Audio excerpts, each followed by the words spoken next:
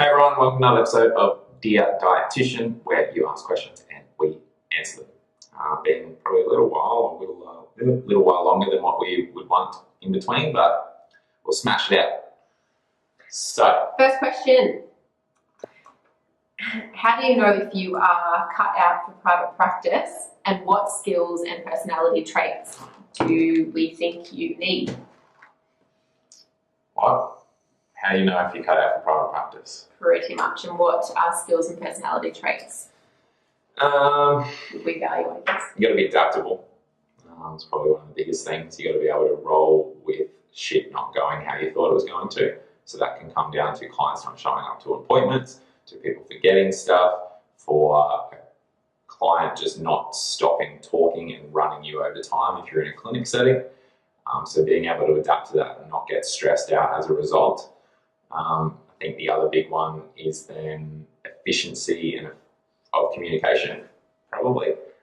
Efficiency is big in general in private practice, but efficiency in communication really helps with consultation. They're massive, overarching personality traits. Well, what? It is like that's essentially what you need. You need to be able to adapt to. So if you're someone that if something goes wrong, it doesn't go the way you plan and you stress the hell out, then private practice is unlikely to be the best fit. Having said that, we've had people that do have that, and then we've taught them how to deal with it and overcome that and actually become adaptable. Yeah, you've got to be able to think on the spot and roll with whatever situation happens. Yeah, Simple as that. Yeah, So be okay with not being prepared, not being controlled. Not having essentially a plan for the day, and the day might completely turn out to be something different than what you anticipated, but still being okay with that and still being able to produce quality under stressful conditions. Yeah. And I think a big one though is being able to identify your skills and strengths as a dietitian to be able to market yourself effectively. So not being afraid to be able to put yourself in those situations. And most of the time, if you're working in private practice, you're going to be working by yourself. So being able to work independently is quite important as well. And everybody would say, oh, I'm an independent worker, I work really well in teams. But when it comes down to it, you are going to be by yourself as a dietitian most of the time. So I think you need confidence in your skills and ability, and then obviously confidence to be able to say, hey, no, I can't deal with that. And then feeling comfortable to then go and ask for help. In those situations. And being autonomous doesn't mean you're out in the wild alone with no support network. It just means that no one's going to be able to be in that consultation with you, in that room with you every single time. Like, it's different to a hospital where you might go to see a client and you walk out and there might be senior practitioners walking around. But at the same time, you could just call or text or email people within your company. If you're working by yourself and you're completely isolated, then it becomes, if you're not working for a company or working for someone that has other dietitians, then it becomes a lot more isolating. So your skills there it will be very difficult, especially if you're a new graduate. But hopefully you've got a mentor that can be on hand, but you're better off working with someone. I think initially in private practice, we've always said it's okay to work in private practice when you come out, but working by yourself, for yourself, is something that we don't really advocate for. So I think some key things when I first started out in private practice that really made a difference for me was being portable. So I think a lot of dietitians like to have their little clinic room with products and pictures and resources and things like that, but being able to roll with that, I often just pulled up things off the internet. In my first job, I actually had this really ugly little wheelie case, and within that I pulled it throughout all of my clinics, and I had a couple of little things in there as well. But yeah, being able to be portable and work in any conditions in any situation, I think is really, really valuable. That's enough. Yeah. There's literally so many things, but probably I think efficient communication, being able to work independently to a degree where you're comfortable with that and having to make decisions, and then being really adaptable for if shit does go wrong. But probably a big one that we probably missed is that ability to build a relationship with your clients, so then you're able to market yourself effectively. Because if everyone says they're good at building rapport, but you're not, for the most part, you're not. You can learn that skill, but it's one of those things that's definitely something that we see in people when we interview, and we've just got out of interviews before doing this video, and there's a couple of people that were like, yep, you know, they can build a relationship very quickly, and we can see how they would interact with other clients, and it's hard to put a pinpoint on, but definitely, you know, if you've got it, you got it. If you don't, you don't. I think early on you would know that if it's right for you or not. But pretty much every one of those skills you can learn and be better at. So something, if you don't have it, probably work on that. Cool. Okay, so what happens in the debrief? You can read it. You've talked about after shadowing. What do you talk about? How do you approach negative feedback? And in what form does the feedback come? So there's like 3 parts to that question. So what happens in brief after shadowing? What do you talk about? And how do you approach negative feedback? In what form does the feedback come? That was shit. Never did Tyson say that. Well, sometimes in many ways. I said it today. All right, so it depends. So obviously it really depends on the person that is shadowing you. When we shadow, it's going to be different. Me individually versus Peter individually versus other managers individually. Do you have that one line that you would say after? Nope. Yeah, I do. I often say, so how do you feel that went? Would generally be...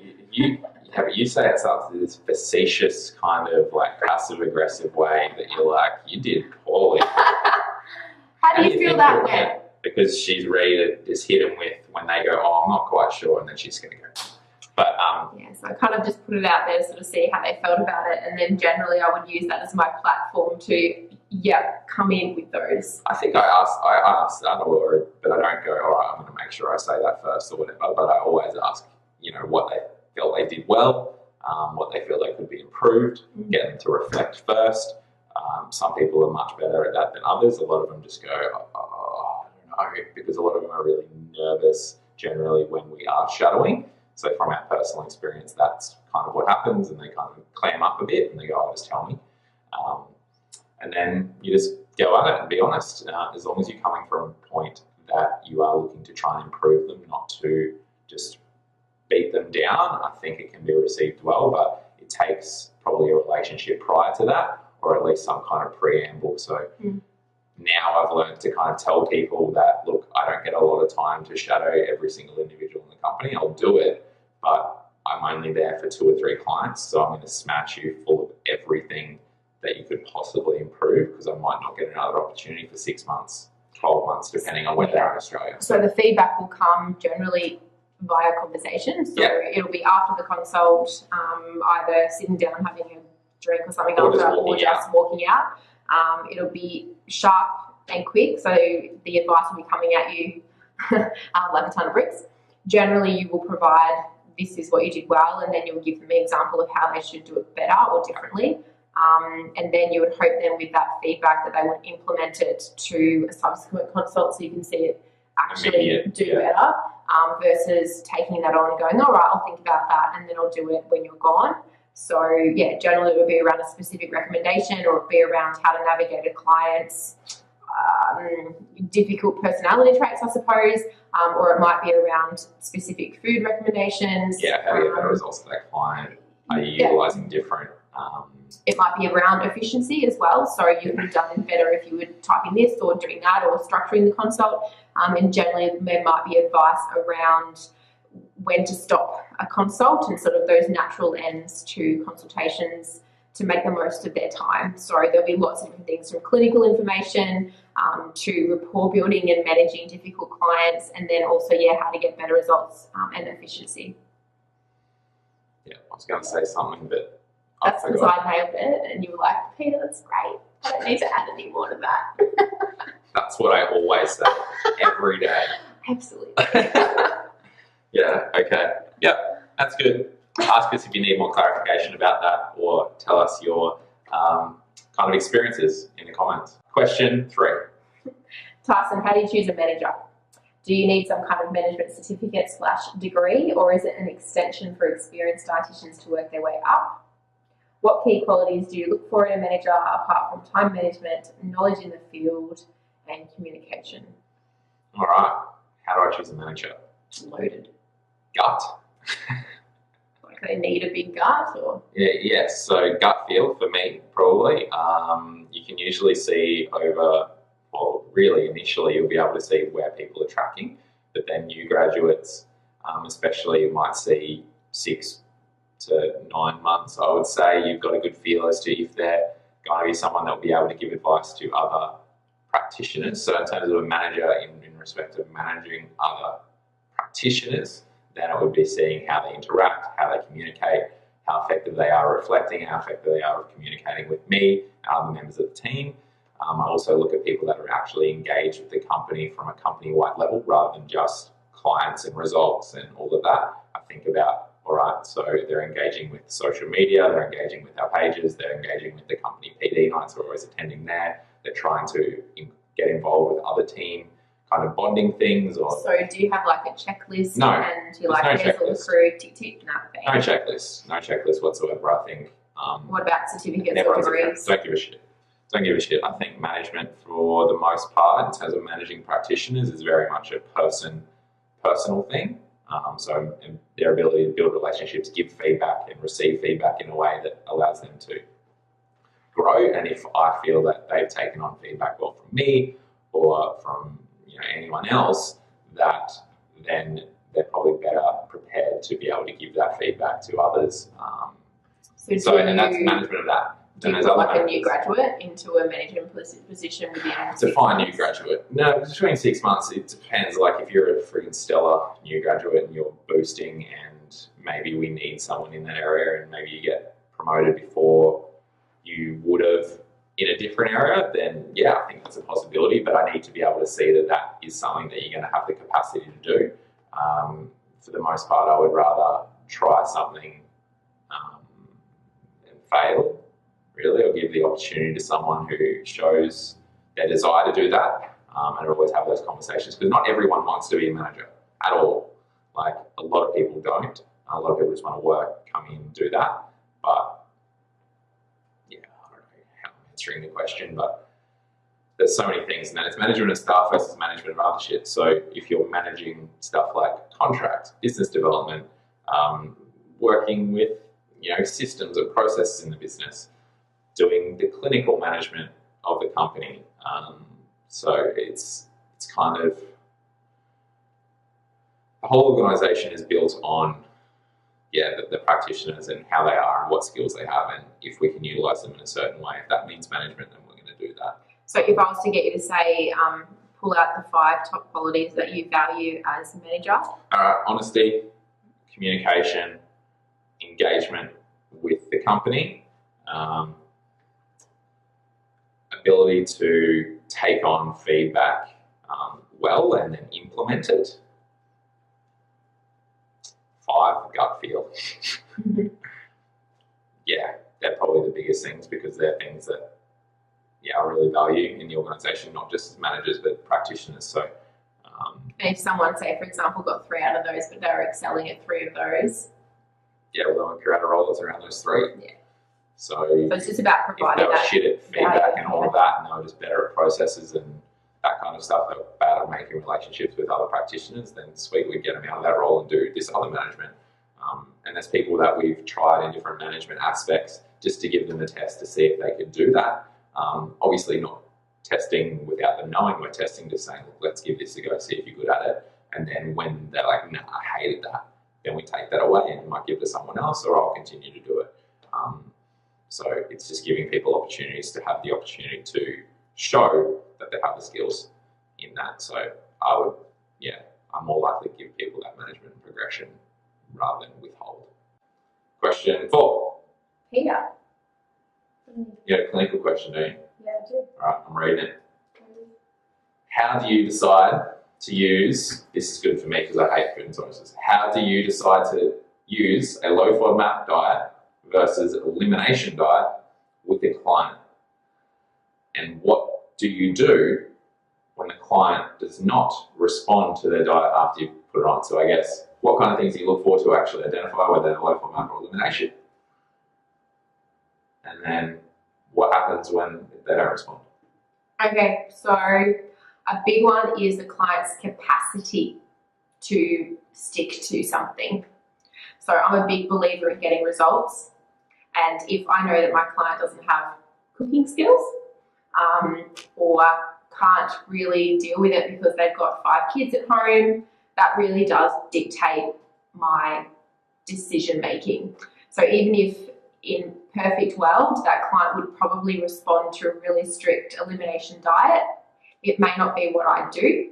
So perspective is taking into account the client's actual capacity to do something. So that is a big one. I know it sounds a little bit irrelevant, but it actually is hugely relevant. So that's one of them.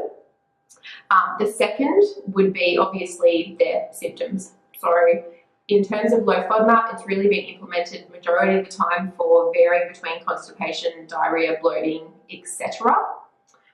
So that would probably be the point in which, all right, well, you know what, low FODMAP's easy, let's do that. Alternatively, yes, someone with chemical food issues is likely to still experience low FODMAP, gut issues. But as we know, the implementation of a low chemical diet versus a low FODMAP diet is actually really difficult. So, and the foods are quite different. So generally what I would do within my diet history taking is identify what their diet is like, and that will also then help me to guide my decision making. So if someone is already consuming a lot of FODMAP foods, they've already told me if I ask them what sort of foods they believe are causing them issues. So if my client tells me that, whenever they go out to eat and they have meals out, that's when they get to really severe symptoms. Obviously a few more probing questions, but generally it can be 2 different things. It's either food chemical, because likely there's a lot of flavour enhancers, there's a lot of intense flavour, and a lot more combinations of food that are likely to elicit a response in a food chemical space compared to cooking at home. So a really good question for me is, how do you go with cooking curry at home compared to, say, going and eating curry out? That's a good one from a low FODMAP perspective as well. And then after that, I would probably then go into other things. So I would do a few questions around family history. So when you're looking at elimination diet versus FODMAP, generally low FODMAP issues would have developed later on in life or only recently.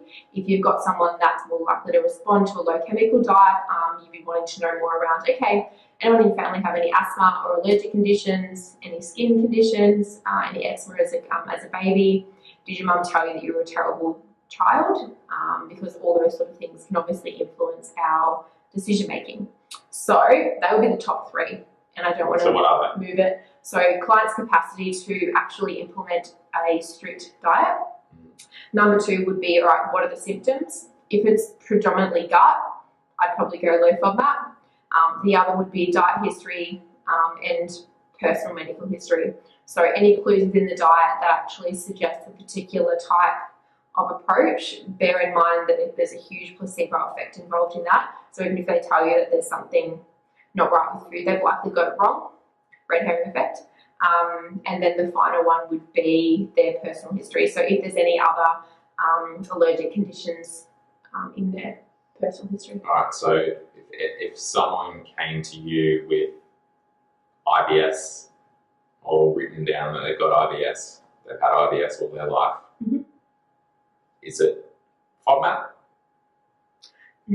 The all your life thing is a big issue from my point of view, because generally it's not FODMAP if it's been all their life. Okay. Yep. So where's the breaking point? So if it was like before they're 12, they're all good, then after 12 it's all FODMAP, but still that's all your whole life? Yeah, huge. It's more like if you're over 20s, 30s. Yeah, because a lot of the time with FODMAP stuff, like elimination chemical issues as well too, but generally there's a lot more allergic type response and issues in younger childhood. They can precipitate into adulthood and they can change. So for example, if you've got a kid with eczema or asthma, they can develop gastrointestinal issues relating to that sort of style or those issues, because generally as we age, even if we have a particular organ that we do tend to get issues with, so for example, it'd always be skin, it can actually change as we get older. So kids tend to present more so with skin and and airways, and as they get older it tends to, and it can actually then go more gut. And that's just dependent upon the lifestyle obviously, but a big one is obviously hormone shifts as well, particularly with women. Sweet. So then what do you do if you put someone on a diet and then they don't respond?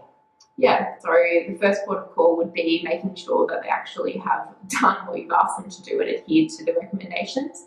So I would generally do a clean sweep, ask them what they've been doing, what they've changed, and that's where I would identify whether my information does not actually get across to them, and identify any foods that might be actually impacting on their results. Is there a certain time period? So is it like, all right, you're coming back in 2 weeks and nothing's happened, or is it 4, 6? Yeah. So 2 weeks can produce results, particularly with a FODMAP diet. But no, for most of my clients, I've been getting them within 3 to 4 weeks. And by that stage, I should have seen some improvement if there's going to be. I would still do a clean sweep. If there's been a lot of stress going on, then obviously I'd probably extend that out. The issue with all of these diets is they're super restrictive and they're really hard to implement. I myself would never bother because no thanks. So you've got to have that perspective. So you really want to go hard early, and if they're not committed, then that's when you need to take that whole perspective into like, great, you know what, you would respond on this, but the reality of life is you can't do it.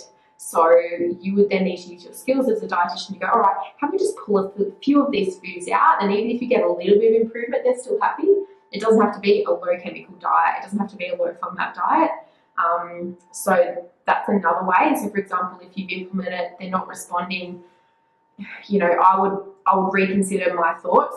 I've done that before as well, and I'd probably jump ship. But I'm inclined not to do that again because the mentality of that client. Some clients need longer, and that is again always on an individual basis. So I've certainly had clients that have seen some improvement, and then I'd see them again another 2 weeks. I wouldn't go any longer than that. So I would get 6 weeks, and they're much better.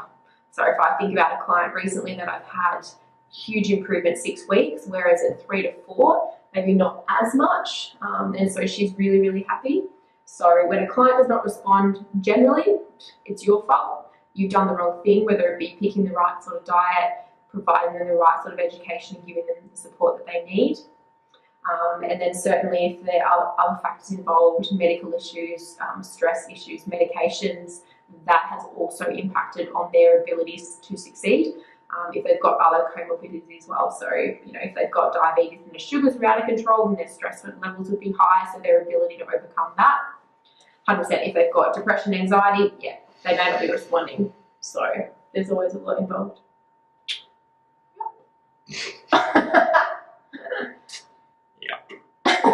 This is when Tuff's going to think, God, that's not what I do.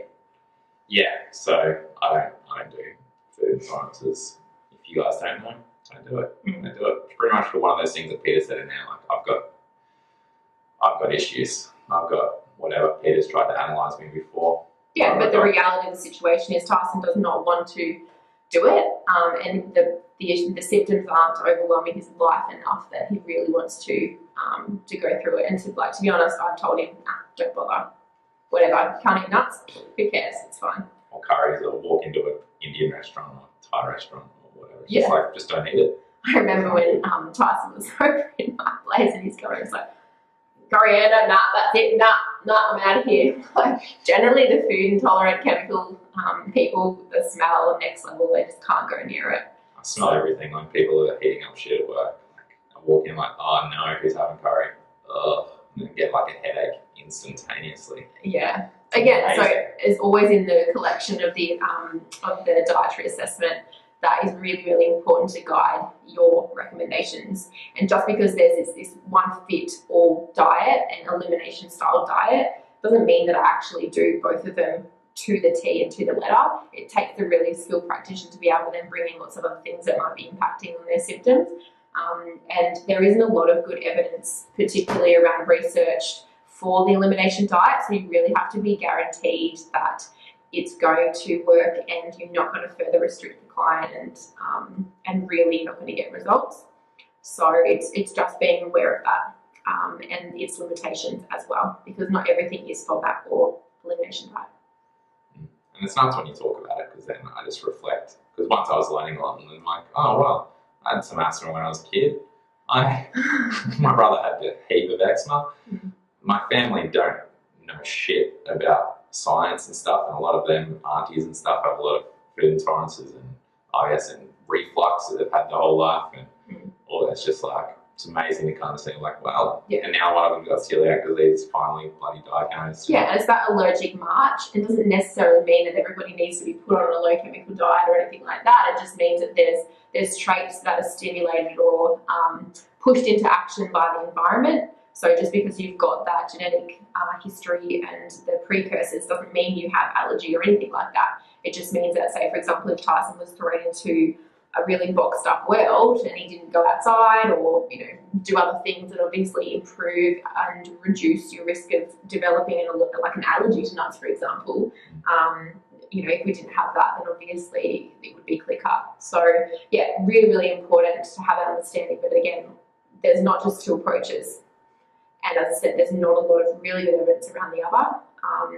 So it's just being absolute and ensuring that when you are doing these diets for people that you actually are guaranteed to try it for a time. And if it's not working, then you ensure that they go back to their normal diet. Boom. Done. Peace. Let us know any extra questions. Sweet.